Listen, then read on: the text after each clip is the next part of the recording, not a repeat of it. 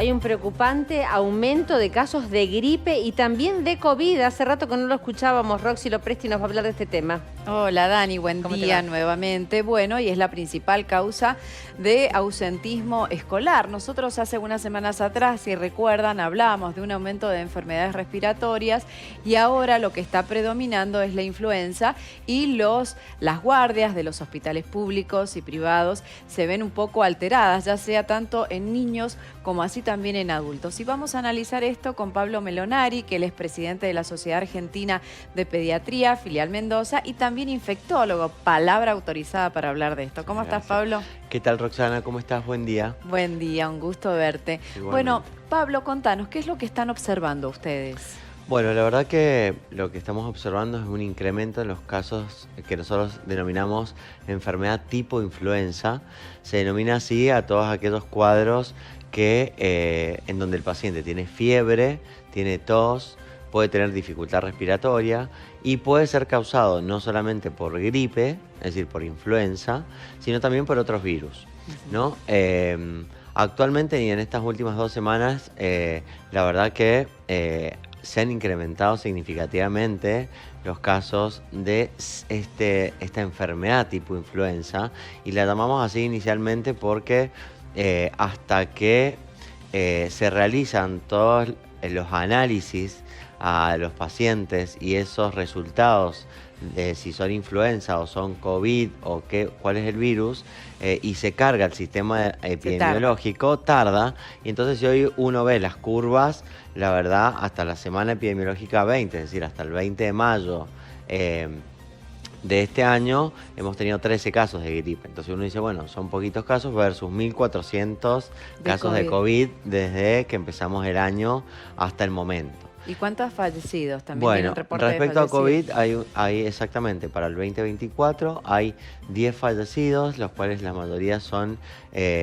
adultos mayores de 75 años, hay un adulto de 70 años y un adulto de 50 años. Algo importante a remarcar es que 8 de estas defunciones son en el sur de la provincia de Mendoza y el resto de las otras 2 defunciones son en el Gran Mendoza.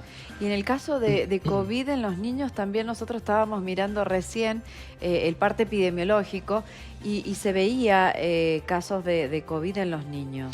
Exacto. En realidad, como comentamos recién, el último parte epidemiológico de la provincia dice que se ha mantenido elevado. La verdad que COVID vino a instalarse y yo creo que no tenemos que dejar de hablar de COVID, ni de la enfermedad, ni tampoco de la vacuna, porque ahora tenemos herramientas para prevenirlo, como es el caso de influenza, gripe. Entonces están los dos circulando. Están los dos circulando. Son los que más predominan. Exacto. Influenza, gripe y también COVID. Exactamente. Pero bueno, dependiendo entonces de los estudios, te va a determinar si es uno o si es el otro. Exactamente.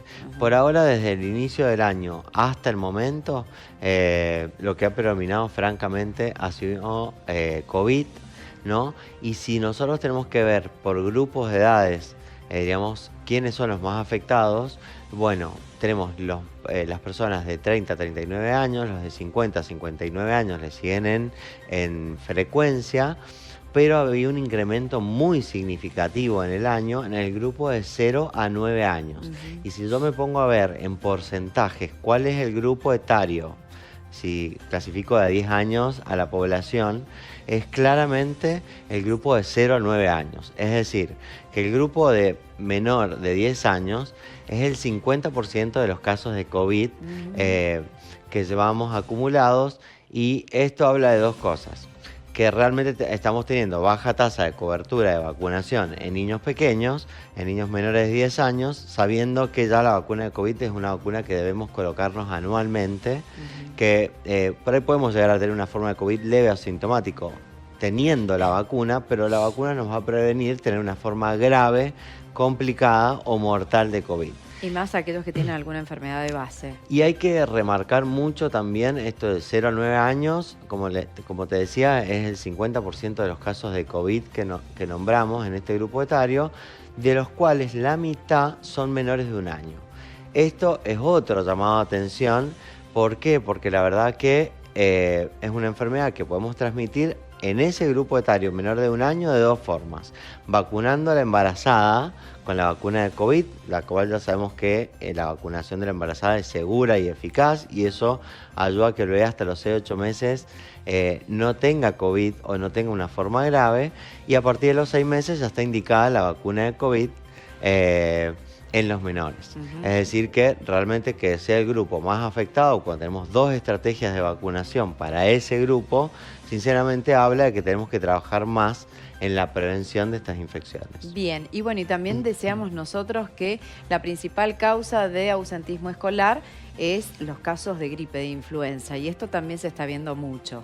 Están faltando mucho los chicos con esto. Exacto, la verdad que eso lo vamos a ver seguramente plasmado en los próximos reportes epidemiológicos, por los que les comentaba recién. ¿Cada cuánto se va renovando el parte epidemiológico? El parte epidemiológico todas las semanas. Se hace el reporte epidemiológico, tenemos un reporte epidemiológico provincial y el nacional. Sí. Y la verdad que en el resto del país el comportamiento es bastante semejante. Actualmente los virus que están circulando son gripe, COVID, poca gripe actual hasta semana 20, virus sincicial respiratorio y adenovirus. Esos son los virus que hoy tenemos en la provincia circulando. Esto que hablábamos de los colegios que están afectados, que hay un incremento en el porcentaje de ausentismo escolar, etcétera. La verdad que en el consultorio, cuando uno ve esos pacientes, la mayoría de los pacientes son cuadros de tipo gripales, es decir, que es influenza.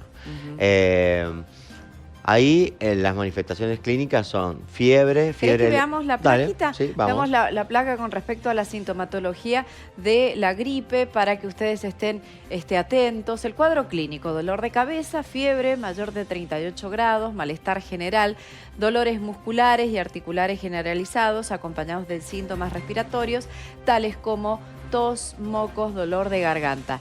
Esto es lo que, en cuanto al cuadro gripal, que es lo que se está viendo. Y vos también decís, bueno, hay un incremento de COVID. Recordemos, porque esto lo hablamos un montón de veces, pero está bueno recordarlo, ¿cuál es la diferencia con la sintomatología de COVID? Bueno, hay muchas veces en donde clínicamente no podemos diferenciarlo, pero la verdad que el cuadro gripal sinceramente tiene la particularidad de dar fiebre muy elevada, generalmente 39, casi 40 grados centígrados de temperatura, da bastante cefalea, da dolor en el cuello, ¿sí? Y da bastante congestión nasal, con mucho dolor de garganta, que nosotros llamamos odinofagia. Y pueden haber dolores musculares, pero los dolores musculares no son tan intensos como los de COVID. Ahí COVID, digamos, realza más sobre el tema de los dolores musculares, tanto en la espalda, en los miembros inferiores. No quiere decir que gripe no lo pueda dar, pero son cuadros que comparten muchos síntomas en común. Uno, cuando ya está más entrenado, en realidad se da cuenta que lo que estamos viendo hoy, sinceramente, es más cuadro gripal que cuadros de COVID. ¿Y no tienen fiebre con el COVID? El COVID puede o no tener fiebre. Puede ser más baja la fiebre.